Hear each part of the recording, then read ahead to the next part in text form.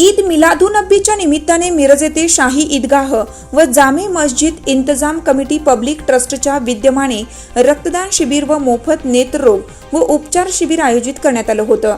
मिरज ईदगाह येथे पैगंबर जयंतीनिमित्त आयोजित रक्तदान शिबिरामध्ये 52 जणांनी रक्तदान केले।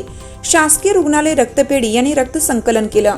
तसेच लायन्स लॅब डोळ्याच्या दवाखान्यामार्फत मोफत 60 रुग्णांची नेत्र तपासणी करण्यात आली।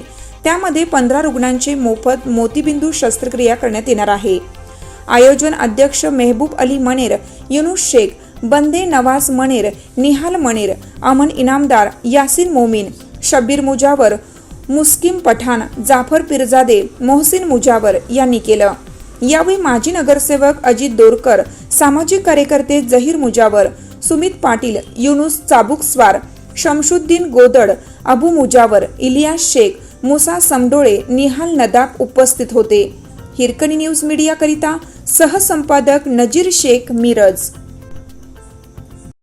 चालू घडामोडींचे अपडेट्स जाणून घेण्यासाठी आपल्या हिरकणी न्यूज चॅनलला सबस्क्राईब जरूर करा, लाईक करा, कमेंट करा आणि शेअर करा।